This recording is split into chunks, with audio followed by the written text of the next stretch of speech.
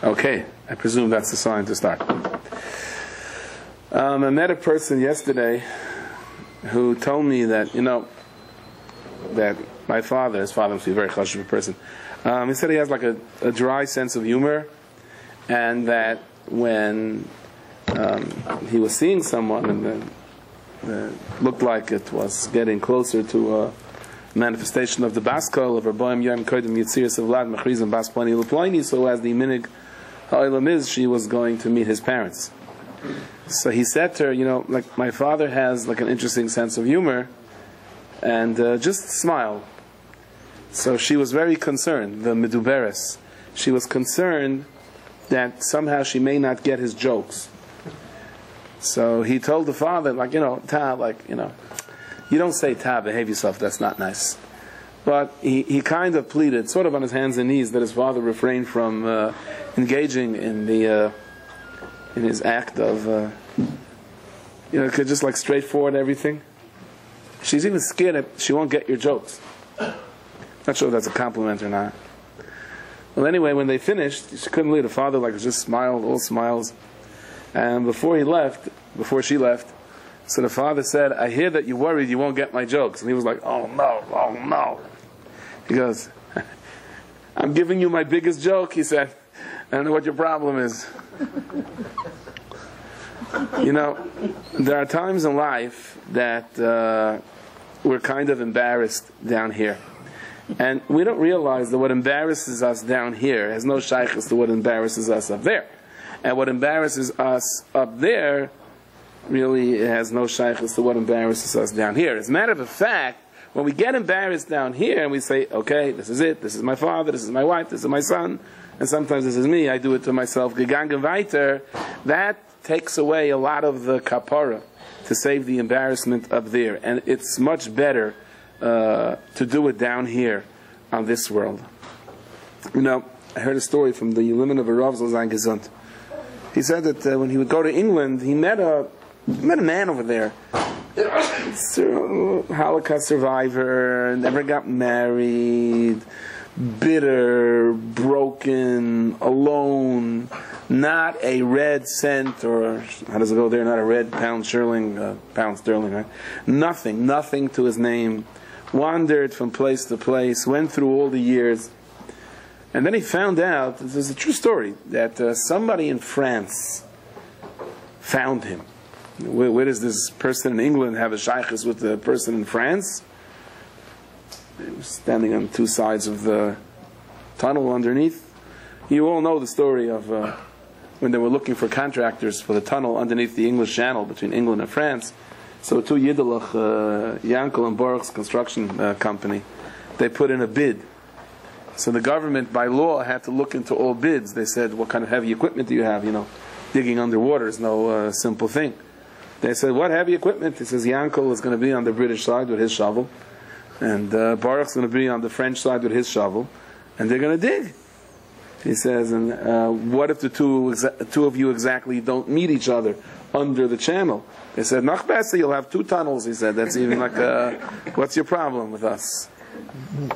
So this person in France was quite wealthy, and the reason he was quite wealthy is an amazing story. In Auschwitz, there was a Yid who saw that he wasn't going to make it, and in his dying gasps, in his death throes, he told the person next to him that I buried a lot of diamonds in my place in Poland. And he told him exactly where it was. He says, if you survive, you go back to the war, it's all yours.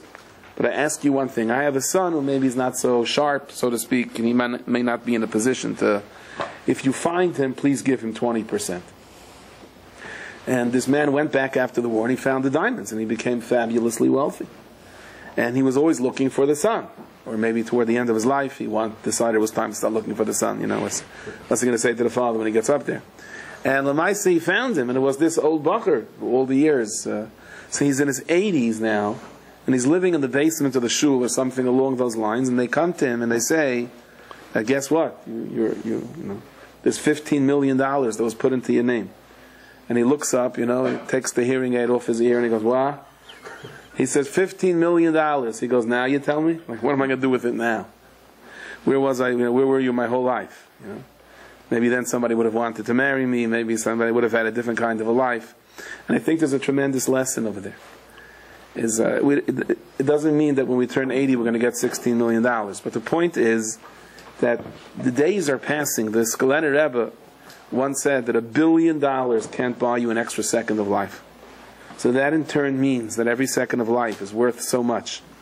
Now we live in a matzah where so many of us the years are flying by. It's not just money, it's so many other things. Are we waiting for the time where we're saying, now we'll start being happy? It's a famous poem from Rabbi Kiva Eiga, Adam doyeg al ibud yamav, a person worries about the loss of his money, ve'eina doyeg al ibud yamav, not concerned about the loss of his days. You know, your days don't come back, and money does. I remember when I first started paying schar limit. When you start paying schar limit out of koil, that like knocks you out of whack. You're so used to it, you got it all figured out how you're going to pay your rent, and how you're going to pay your phone bill, and how you're going to pay your... In my days, it was before my cell phone bill, because there was no such thing yet. So there was one answer. My wife works, right? That's how I'm going to pay everything. And then all of a sudden you start sending a kid, it's like another $100 a month. I remember my first son was $90 a month, schar limit. It was like, wow, where am I going to get $90 a month from? Considering now it's about $90 an hour, $90 a month. Shoo! Wow, remember when $100 was a lot of money? All right, so, and then all of a sudden, so the $90 a month I was able to tutor, I did this, I did that.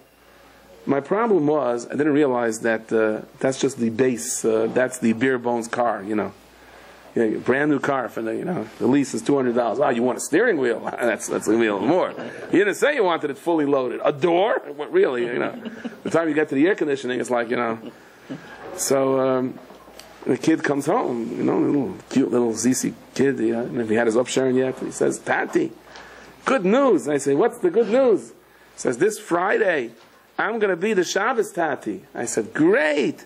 And he gives me this note, and I'm expecting this big plaque. Official declaration, certified Shabbos Tati, and I hang it up. So it says, "Dear, Tati and Mommy, your son so-and-so has been picked to be the Shabbos Tati. Please send along $3 Friday morning." I'm saying, like, why do I have to pay for it then? You decided to make him the Shabbos Tati. If he's the Tati, let him pay for it, What's the $3 for anyway? I didn't realize my career was just starting. Then it begins to look, we're having a siyum, $4. We're having a party, $5. We're having a lecturer, $6. A kid, a head. And it comes like, my daughter came to me last week. She says she wants money for a siyum. 10-year-old daughter. I said, on what? She says, Makas. I said, whoa. Which school am I sending my daughter to? I said, you made a siyum on Masechtas Makas? She says, no, she finished the 10 Makas in Chumash. They're making a siyum. I said, let Pari pay for it. And then it gets even better. Then you have like your 9th grader comes and says, we won the raffle, we collected the most money for the school. Really?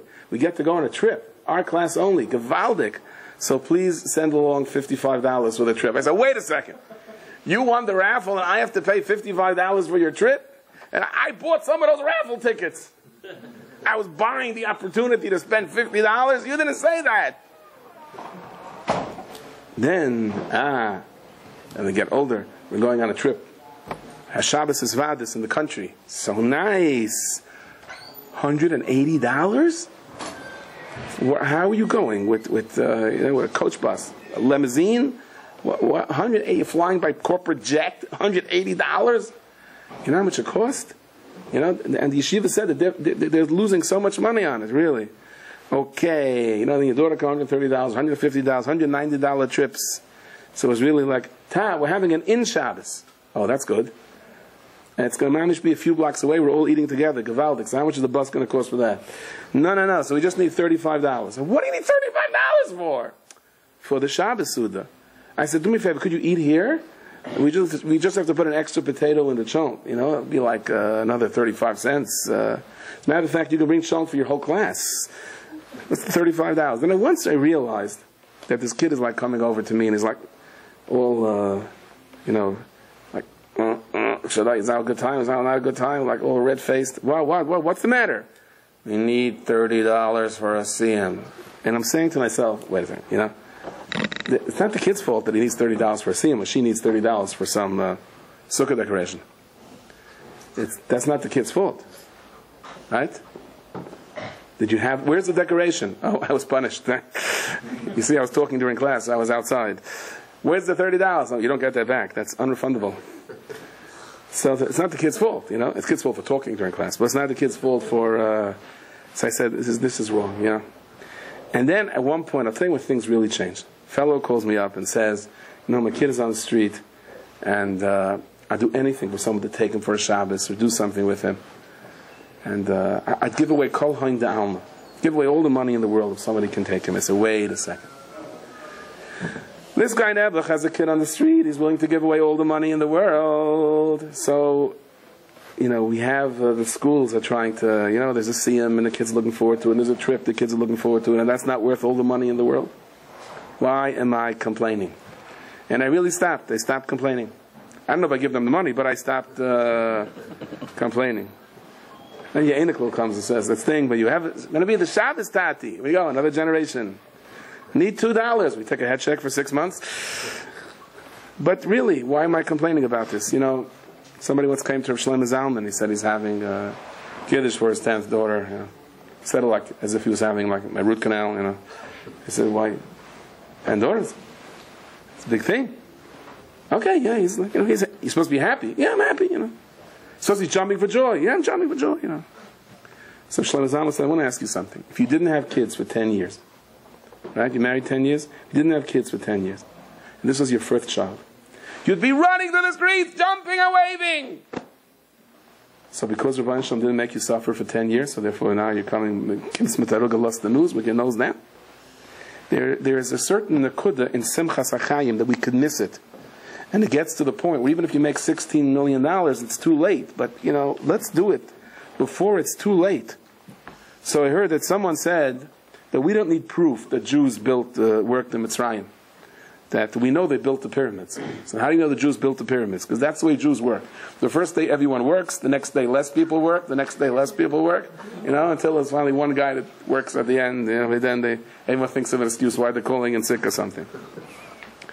To work less and less is, it's a great joke. But the truth is, if you think about the pyramids, it got more difficult as you got to the top.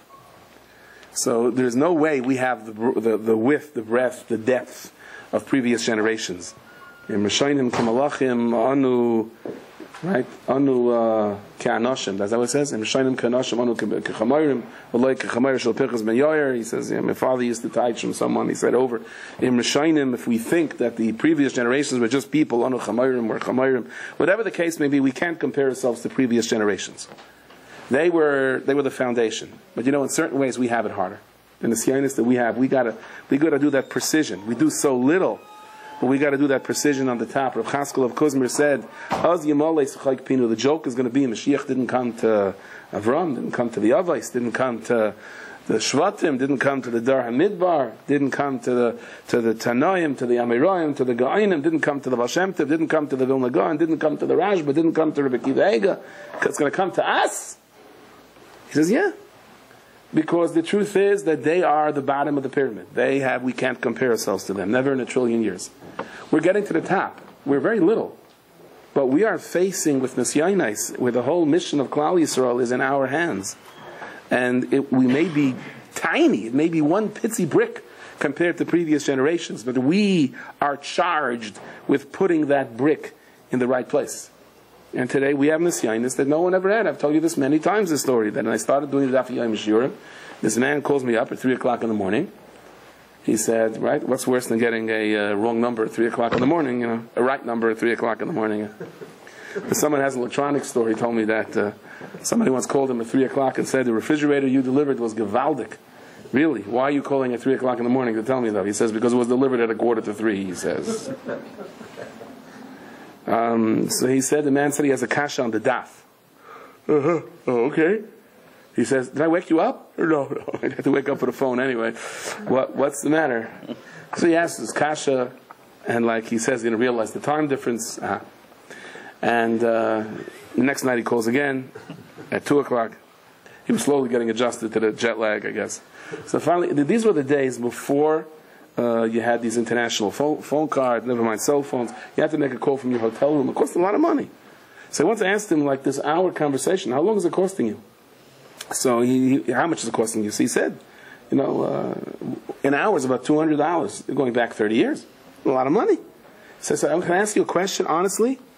Are you really so bothered by the kasha on the daf that you're spending $300 on?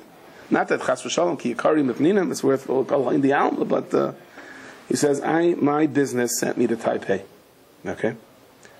And I'm in a place where there are no other Yidden in a 100-mile radius. Where the Chabad house is, but he says, you know what kind of nisyanis I have here in this hotel at night? He says, if I don't speak to somebody, what did Taisvis mean? What did Rashi mean? What did Abai mean? What did Rava means? I'm finished. Because after I physically speak to someone about it, I'm embarrassed for you and I'm embarrassed for them. And if I know I have to call you tonight, and he would listen to the Daf Yomi Shir for an hour, in those days you had to call in and listen to it. You couldn't even fast forward. And if you missed it at 12 o'clock, you was ready the next Daf, you couldn't get yesterday's Daf or tomorrow's Daf. He says, this is what keeps me going.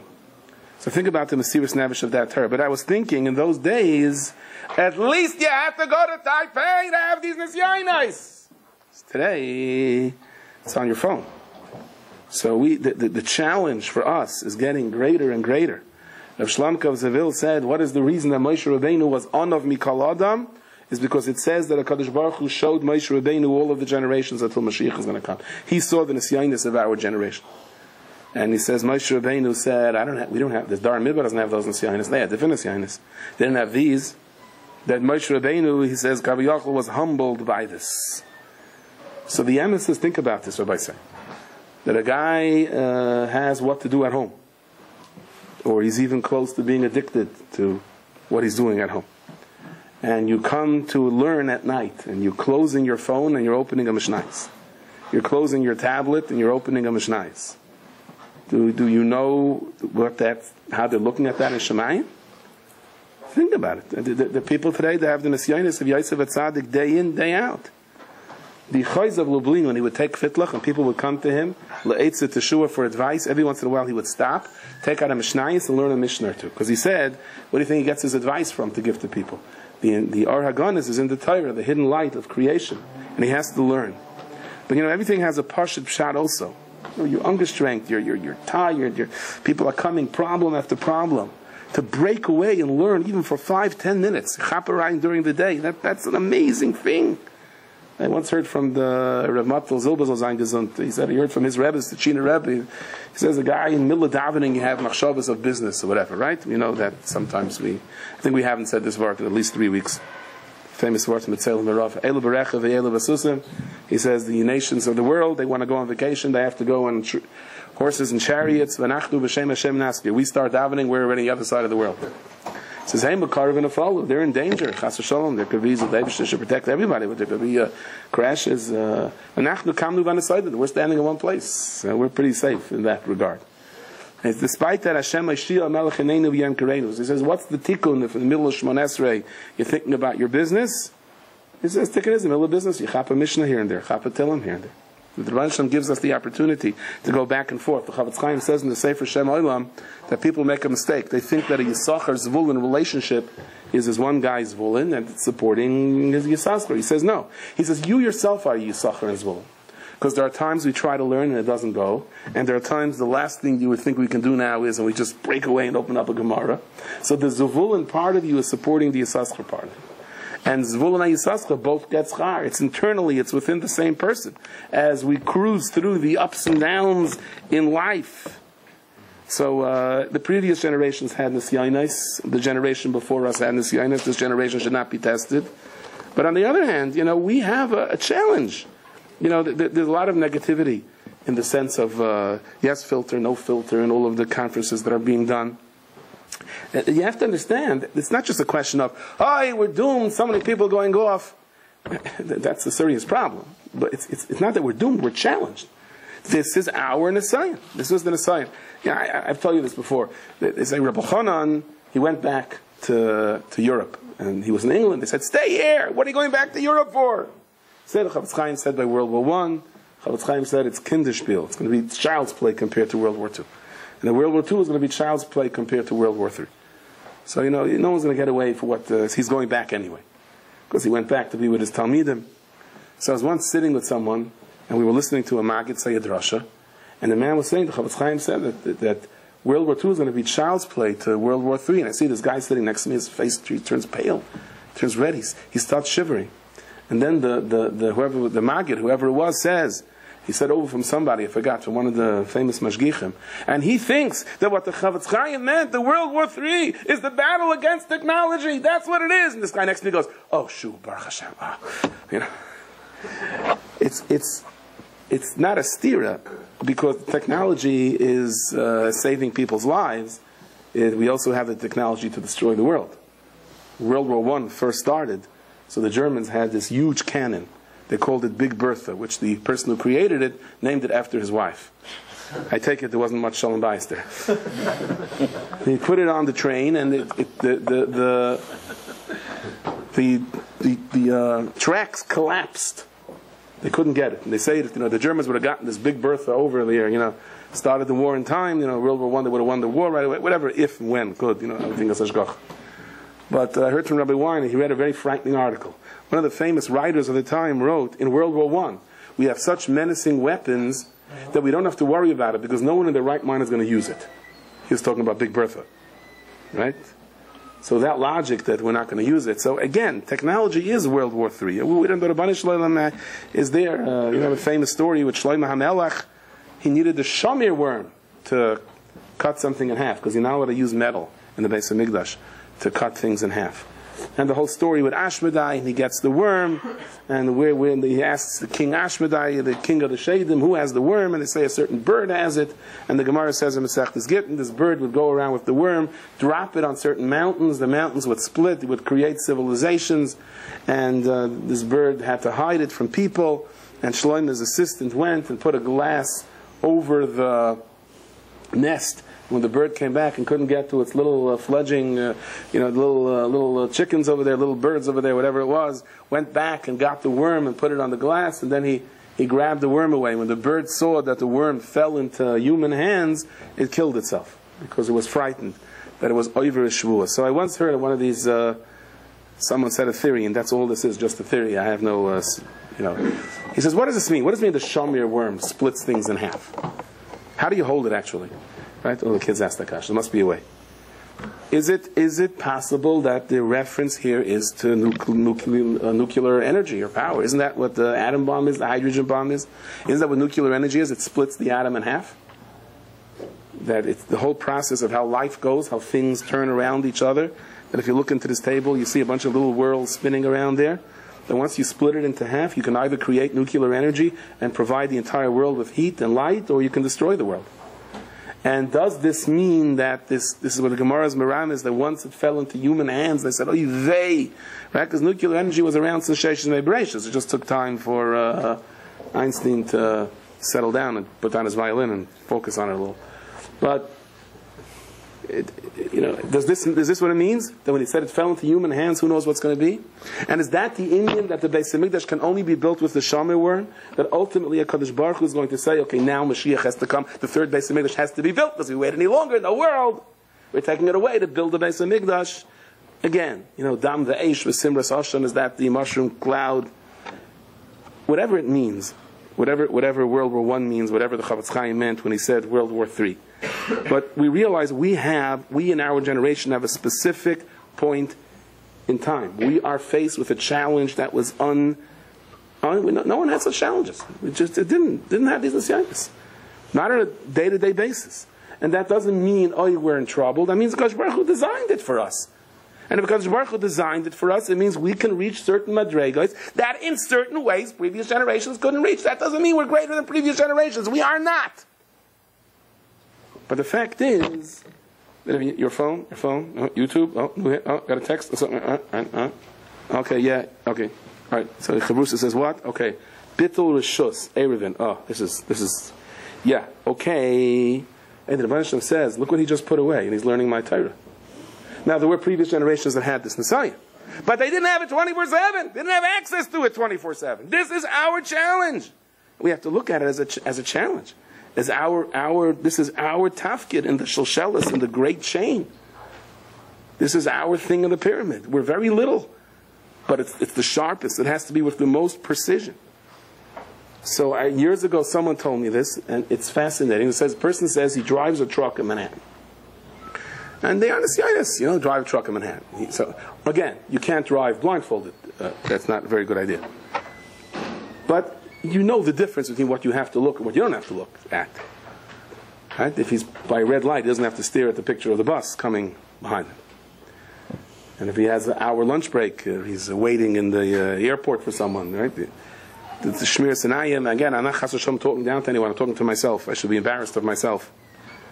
So he had a very novel idea. He decided every time he has an Asayan of Shmir Sinayim, what he's going to do is, and he passes, he is going to take $20 and put it into an envelope. And when he has enough money for a menorah, he's going to buy himself a menorah for Hanukkah. And that's going to be his menorah for Hanukkah.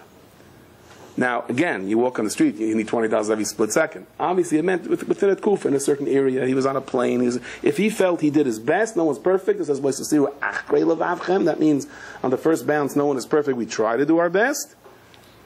If he felt he made he was on a plane ride, he did his best for Shmir Sinayim, put away $20. Put away $20. And he said he finally bought this menorah for Hanukkah. The whole family went together, and he told his kids where the money came from for this menorah.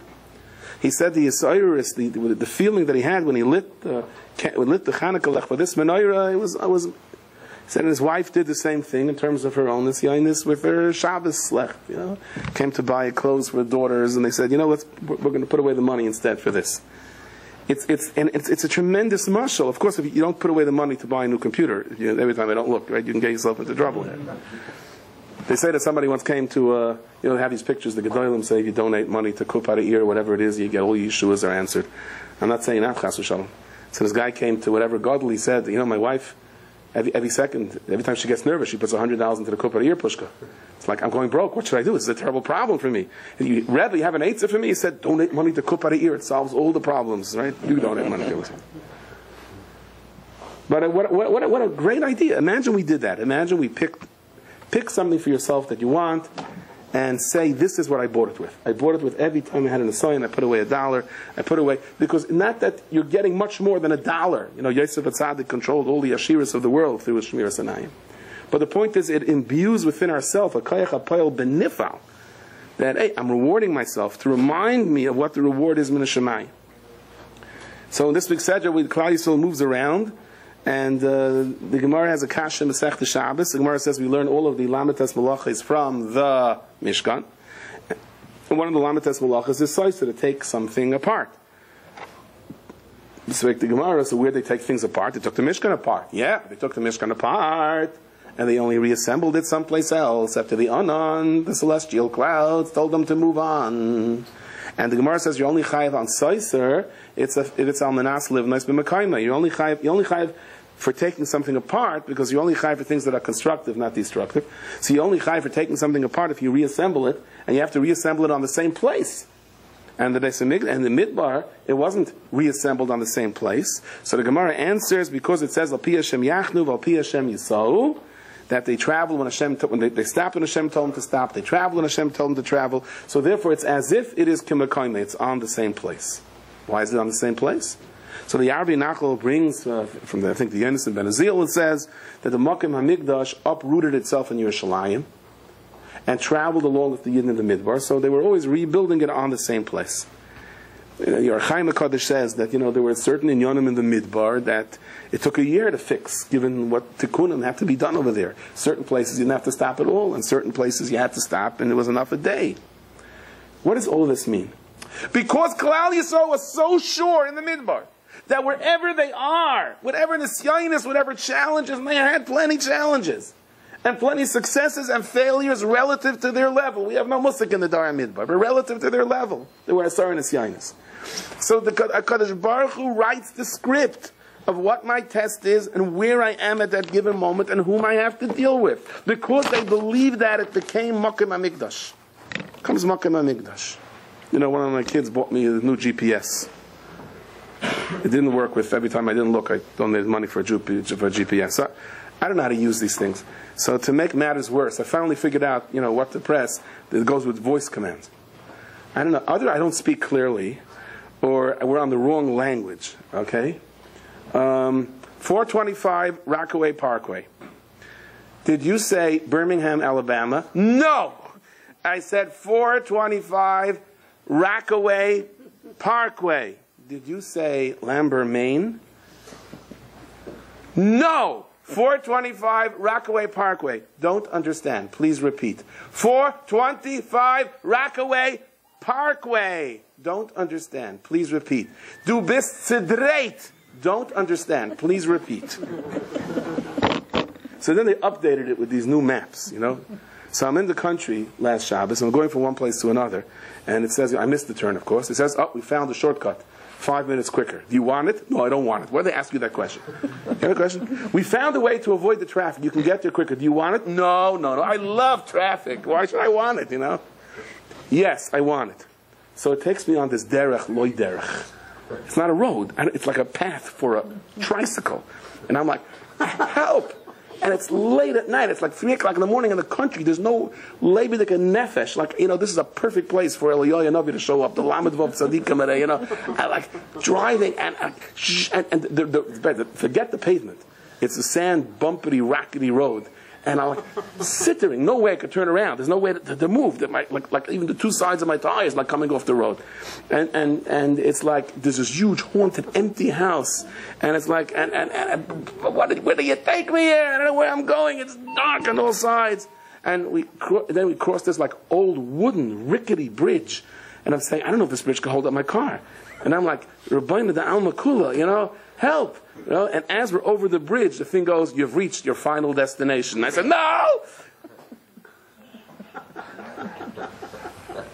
Where we are at a given time is where we are supposed to be. That's what Al Pi Hashem Yachnu, V'Al Pi Hashem Yiso means. So the Gemara says like this. Let's say you have two ways to go, and you pick one way. And in this particular way, the women are there and they're washing their clothes.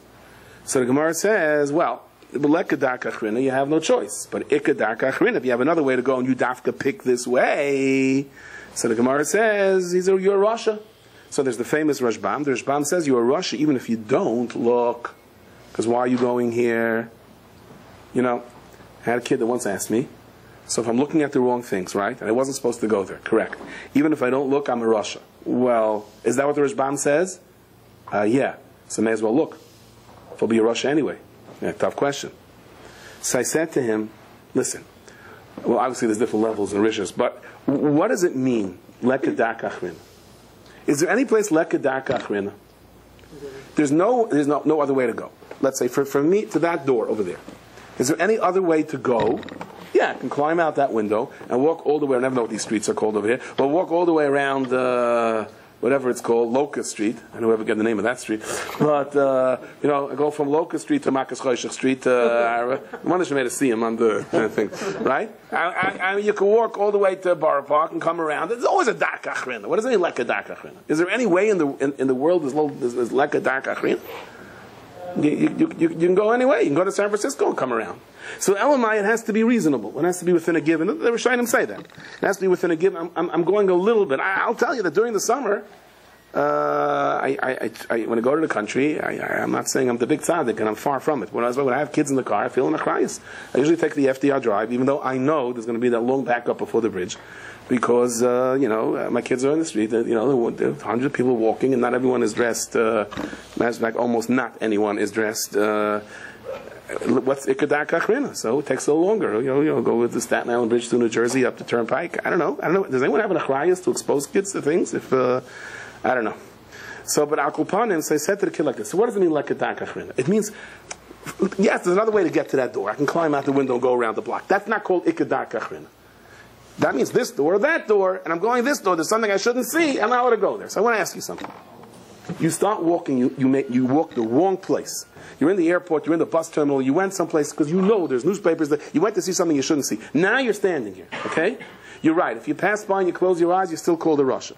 But let's say you stop over here and you say, Rabbi Shalom, I don't want to do this. I don't want to do this.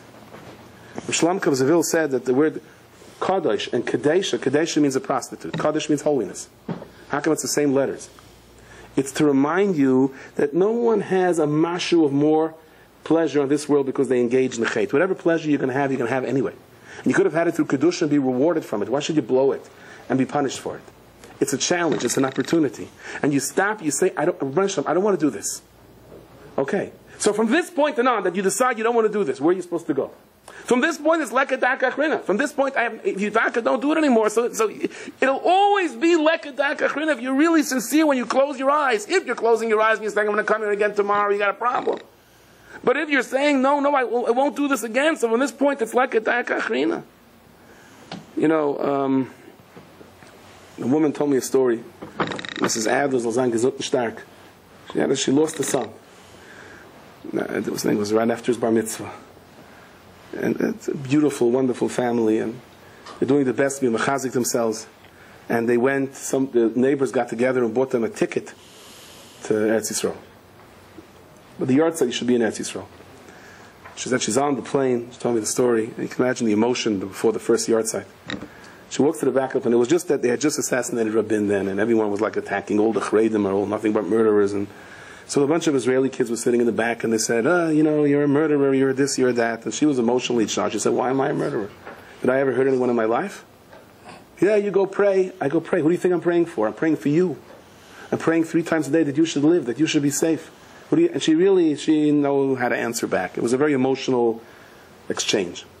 As she's walking by, this kid comes over to her, and he's barefoot, sandals, long ponytail, out of a kibbutz in the Negev. He says, I never saw Haredi people in my life. I grew up on the kibbutz. I never go to Mei Sharim. You only read in the newspapers how bad and terrible they are. But I'm listening to where you answered, and I was so emotionally moved by how you say you prayed for us.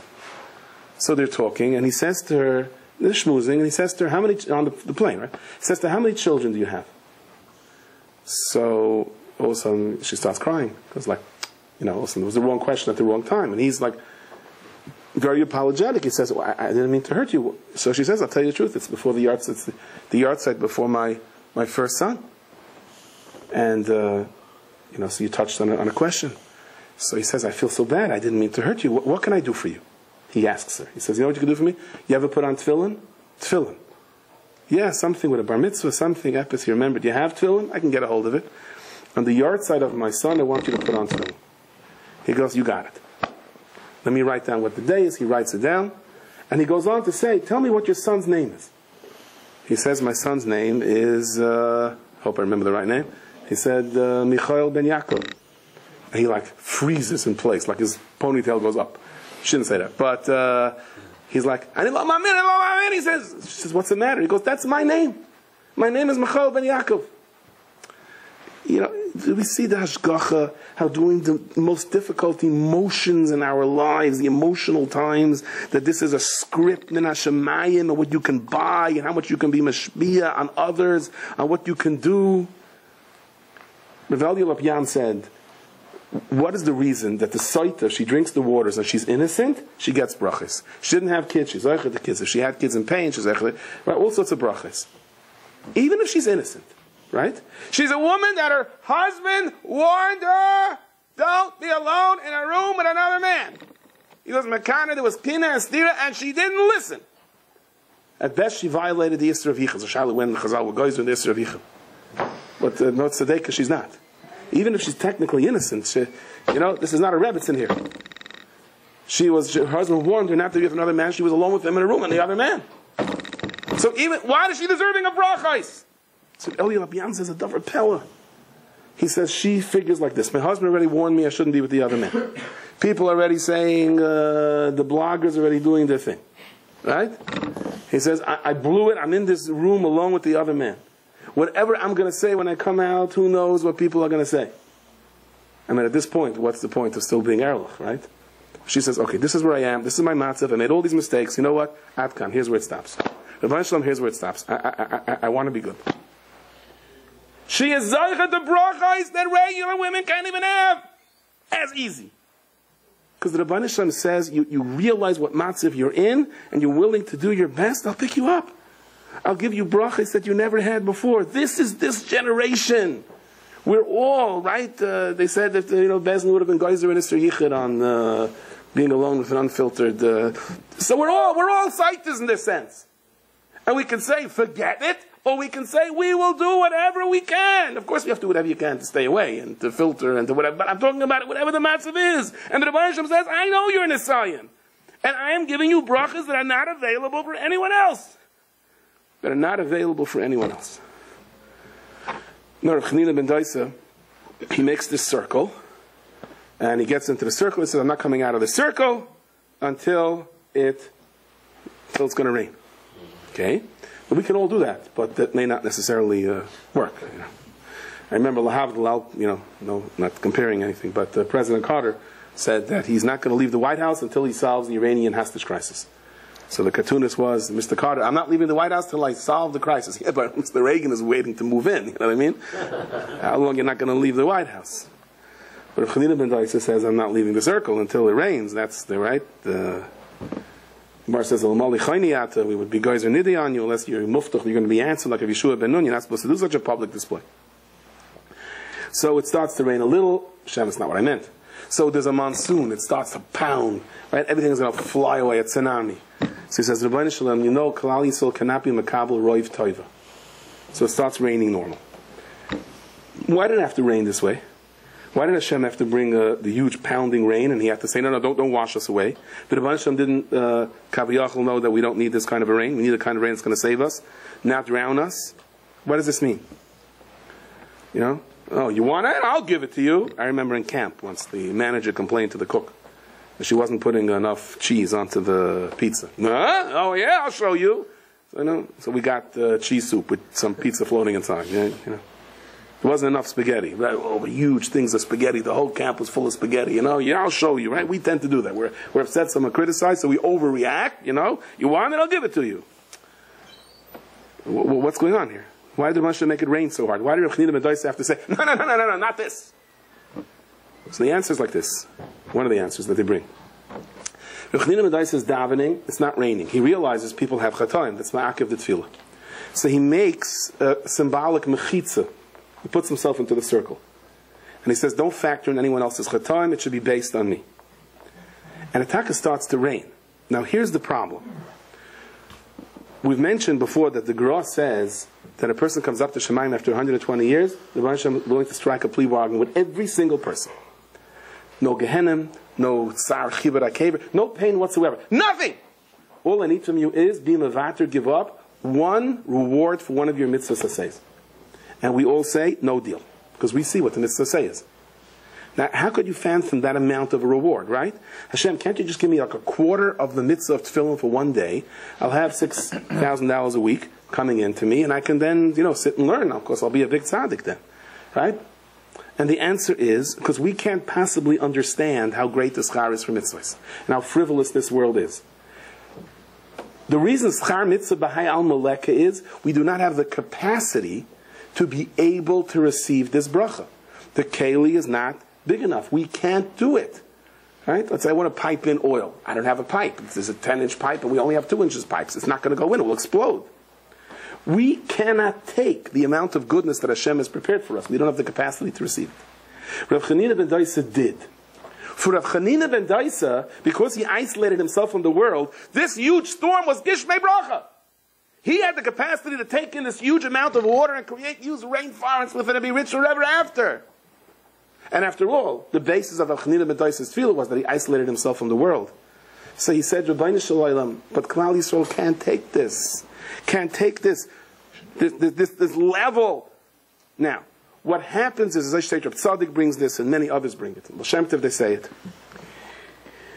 Part of the reason Hashem has prepared for us every last penny. No one is missing a thing. Sometimes we can't get it because we've contracted our vessels. In the hospital, Rahman al-San, somebody was in a coma, he comes out, he has to take what's called a swallowing test. His stomach can take the food, but could he swallow? Can his muscles swallow? The Rebbe Hashem has for us roiv toiva, anything in the world we need. But is our body on a capacity where we can take it? What happens is, through Shmiras Anayim, we create a kedusha where our vessel has a much larger capacity of being able to receive the bracha. When a person engages in the opposite of Shmiras Einayim, we become constricted to the point where HaKadosh Baruch Hu has all the bracha for the world, but we don't have a gas tank to take it. We can't take it in. And that's why it says Yosef Tzaddik had all the money in the world coming his way. Because of his ultimate Mesiras Nefesh with Shmiras Einayim, so therefore he was able to take in the riches of the entire world that nobody else could take, that people didn't have the capacity to be able to take. And the Pchin of David HaMelech, says Reb Tzaddik, is even greater. Because Yosef shows what happens when you don't sin. And David, even though it looks like David was over the worst of in the world of Tenacious Ish, he was sent down to the abyss to lift us all up, to show us that regardless of where you are, stop right here. It doesn't make a difference what you did. Gegangen weiter. Move on. Move on. You know, the Chedush Yerim said, the Eibishter went to all the nations of the world, to Esav, you want the Torah? No, like that, like Sigma, for the Eibishter came to the Yidden. What did the Yidden say? You want the Torah? And it was difficult for them, and they took it anyway. It doesn't say what was the mitzvah that was so difficult for them, that they said, we don't care, we'll do it anyway. So Chedush Yerim says, the mitzvah was, Hagbel Esahar. Tell a Jew, stand here, you can't walk there. Oh, no. Everyone has a certain place. You're there. You're by the Mizrach land, you're behind over there. What? You know, this was against our nature, and we were willing to do it. We were willing to be Mesader ourselves and say, okay. Because for Kabbalah Satira to be able to work, for Klal Yisrael to receive Kabbalah Satira, it had to be everyone in his place. We had to be the Keli to be able to receive it. So a guy tells me a story, you know, he's home for the summer, his wife is gone for 8 weeks. So he said when she comes home, she needs a major cleaning crew to air out the house. So I said, I once had that. You know, your wife comes home after like 6 weeks. You want to tell me why there are over 50 styrofoam cups of coffee, leftover coffee on the table? I said, what's the point of keep putting it in the garbage? Like, the end of the summer, I'll put them all in the garbage. Like why? You know, like men think a little differently over here. Right. So this guy told me he was like, everything was hanging, his shirts, his laundry, the whole house is on wheels, it's piled up, you know. And then there was a Geneva. He found the window open. Somebody, once he called the police. He says, the police walk into his house. He says, the guy from was never even in his house, but they were going from house to house. So the police walk into his house. They go, wow, they really thrashed this place. He said, no, it's like, never mind. You know, in Ruchnius, we're not Mesuder. We fall apart. We fall apart. We ask Hashem for things, and Hashem says, I'd love to give it to you. But you have to have the capacity to be able to take it. In the organization of our Ruchnius, what happens is we're able to receive things. And what it says, you're supposed to daven very slowly, as if you're counting money.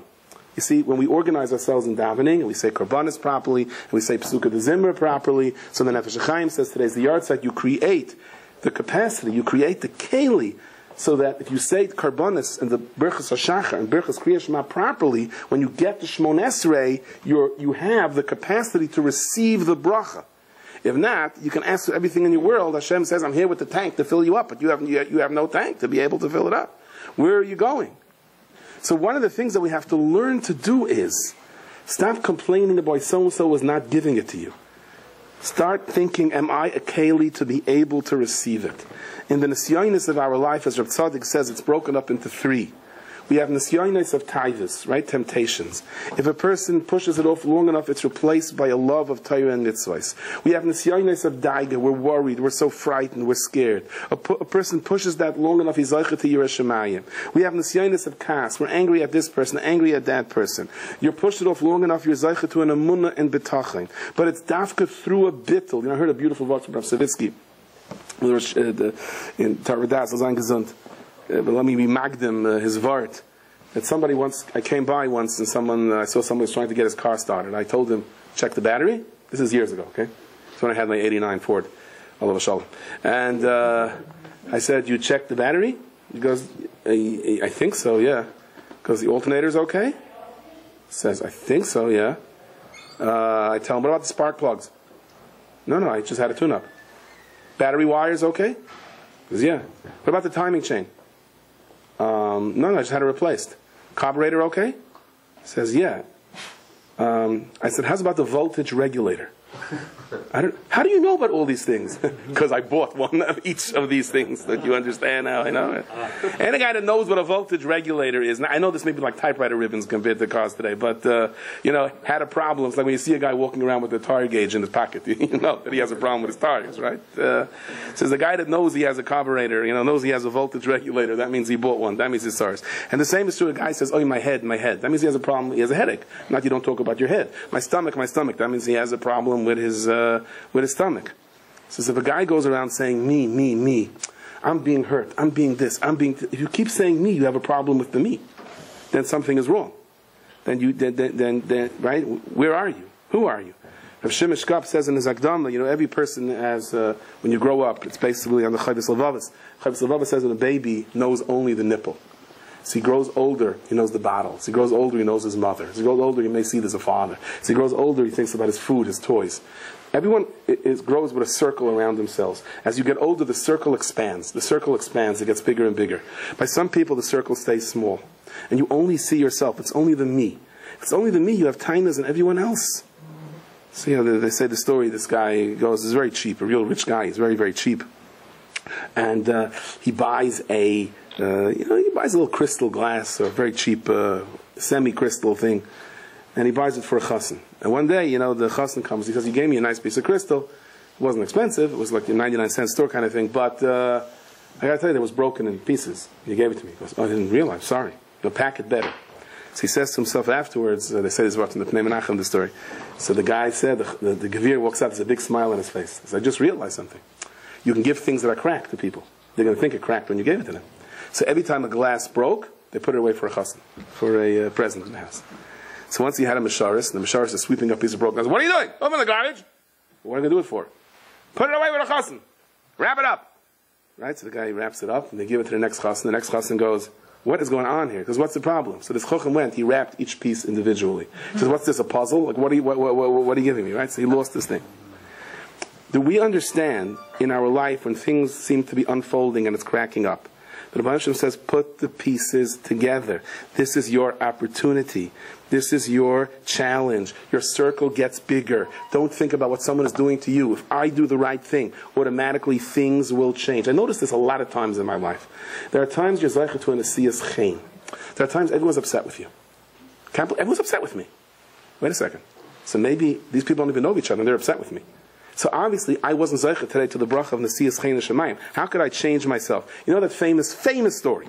Rabbi walks in. He walks in late. He had a hard day. And the kid goes with his watch to the Rabbi. "Huh?" And the Rabbi wants to smack him across the face. And he goes, no. He has a minute. He waits a half hour. But he gets angry. After a half hour, he goes over to the kid and says, "What do you mean to say by that?" He goes, "Rabbi, I wanted to show you. I got a new watch for my birthday." Right? Can you imagine what would have happened? He would have slapped the kid. You know what I think Pshat in this story is? I think he was one clever kid. I think he was really telling the Rebbe, "You got late. You're late." But a half hour later, he said, "Oh, how do I get out of this? Oh, I got a new watch." But either way, you know what happens if you wait a little bit? You know what happens if you're not impulsive? If you have, say, okay, Rabbi Shalom, what does the Rabbi Shalom want from me now? Why did I go through this matzav? Why did I go through this matzav? Let me tell you, a friend of mine tells me a story today that he works in a picture store. Okay, where they develop pictures. So, you want to impress your boss, and you want to... So a woman walks in, she's developing like 90, 150 pictures. So she went to Niagara Falls, to every drop she got, different picture. Right? I said, So how many high school girls does it take to change a light bulb? 100. One to turn the bulb, and 99 to take pictures, right? They're taking pictures. Right? So she's developing all these pictures, so he gives her a bill of like $130. And he goes, there's a prepaid plan. If I tell her about the prepaid plan and she buys the card, she'll save money, but I don't look so good. He says, "No. What does the Rebbe want me to do? He wants me to be MS." Like, he was really working. He says, there's a prepaid plan. So she does the prepaid plan, and she gets with $30 off. She turns around and says, I like this store. Give me those albums. And there's like a whole row of albums that they've been waiting from the times of like Melech HaBashim did. No one's buying them anymore. Like everything is sold. This boss walks in and says, "How did you get all of that sold?" He says, "Because I was real." I didn't look at the world, where do I stand to gain? I looked at the world very, very different. The famous story, we'll wrap things up if I say it's getting late. I've said it many times, and I'm going to repeat it again because I need to hear the story for myself. That's how I'm going to repeat it again. That a lady she lives someplace in Beitar, and she loses her husband, Rahman al-Islam. She schleps with her kids across the whole town to her father who lives on the other side. So her brother says, there's an old man who lives next to your father. Every day you schlep with these kids in the heat. Let's knock on the door of the old man and say, you never leave your house anyway. Let's change houses. You go live where the almana lives. She'll be able to move in next to her father. She says, nah, he's going to be pressured. I don't want him to do it. So they went to ask Rabbi Yashiv if they can do it or not. So Rabbi Yashiv said, ask him one time, that's it. So she comes with the brother, he knocks on the door, the old man shuffles over, and he starts opening all the locks, from top to bottom, and says, what? I wanted to know if we can change the... No! Boom! So he's like knocking on the door. She said, what are you doing? He didn't let me get the question out of my mouth. He said, Rabbi Yashiv said, one time. That wasn't called one time. I didn't get the question out of my mouth yet. That was called... What? That was not... It was not called one time. It was not called one time. I'm not explaining this. You have like sometimes a kid in the class will go, Rabbi, go to the bathroom soon. I gotta go to the bathroom, not right now. Can I go to the bathroom? Not right now. But I have to go. Not right now. But I have to go. Not right now. But I need it. Go to the now.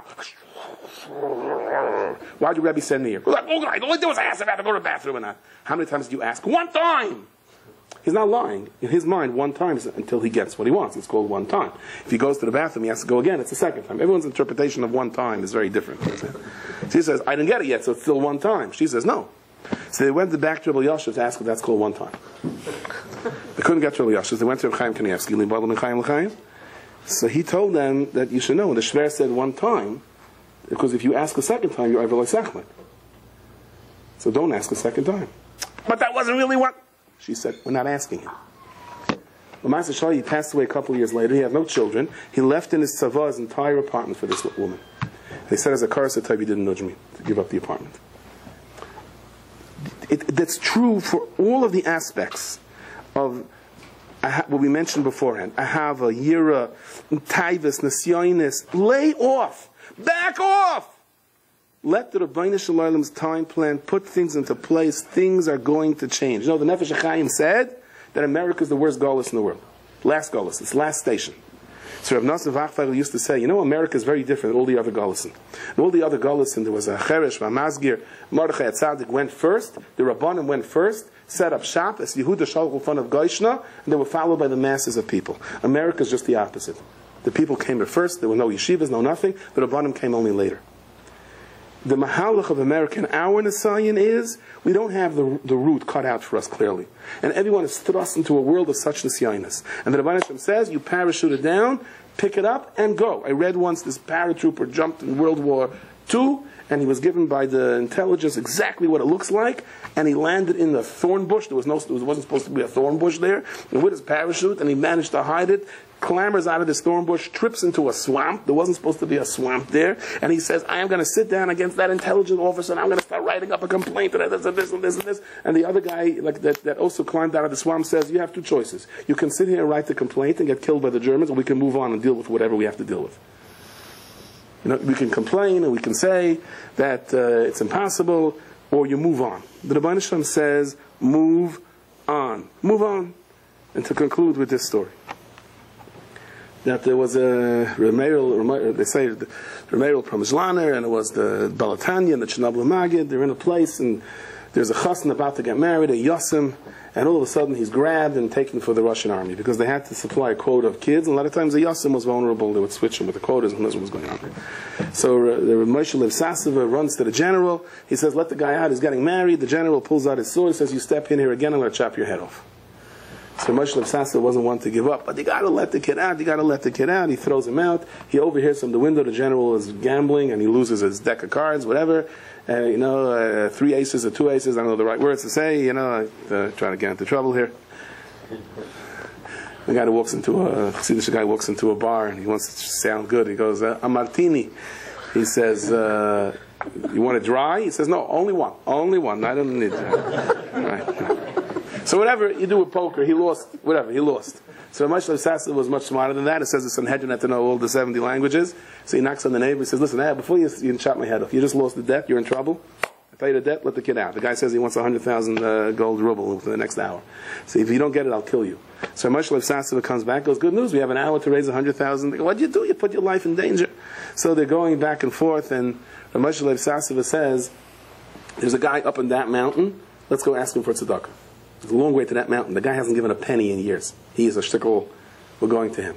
They march up the mountain. They explain to him the situation. This guy's going to die. And much less his life is in danger. There's only 45 minutes left. He starts crying. He walks over. He opens a safe. They see gold black box there. He pushes it back and forth. Pushes it all to the side. And he takes out a rusty penny and gives it to them. And they want to strangle this guy. And Ramesh Losasova says, Shkayach, Shkayach. He goes, Tiskil and mitzvahs, the Eibishter should help. You should be zeicha. The schus of even one penny is so gewaldig. And then they turn around. There's only a half hour left. They're running. They don't have time to say this guy's a meshugana. They're running. Where will we get the money from? We have a half hour left. He calls them back. Come back. Come back. Am I out of my mind? Yeah. Am I lost it totally? Yep. Come back. He comes back. He says, I don't know what I did. He runs back to the safe. Takes out a nickel. And now there's only 10 minutes left. And then Moshe Sasova goes, Tiskil, mitzvahs, gewaldig, gewaldig. To make a long story short, there's 5 minutes left. For the 10th time, he calls them back. Now he gives them the whole gold. And they go running and they redeem the guy. And the general goes running off, and there's a whole story. He loses the gold, and they start chasing him, gets into a fight with his gambling guy, he drops it into an ocean, and winds up back to the chassid. Okay, in Perche we'll stretch this out 6 weeks, but now we'll leave it over here. But my point is like this. They said to Ramesh Losasova, what happened? So they went back to this guy and said, what's with the rusty penny? You took the neshama out of us. He says, 20 years ago, I worked from morning to night for somebody. I was dying, and the guy paid me a penny. I never made up with him a price. He said, I could pay you anything. I was so tzibrach, and I came home. My family's not going to have food, nothing to eat, nothing to drink. And on my way home, I meet a meshulach. He asked me for money. I say, you know what? I give him the penny. He goes, a penny? He said, I was so hurt. I said, until someone takes this penny, I'm not giving a red cent. And over the years, people came to me for tzedakah. I made it very big. Every time I take out the penny, they got angry, they run away. So you're the first one that took the penny. You slowly opened my heart. You got me up 5 times the amount to a nickel, you know? Then you took that, you opened my heart, you got me up to 25 times the amount a quarter. He said, it took a while. He said, you almost scared the living daylights out of us, you know? But we got to the gold. You know, there's that rusty penny in all of us. You got to get through the rusty penny. You get through the rusty penny, and you should know that right next to it are the blocks of gold.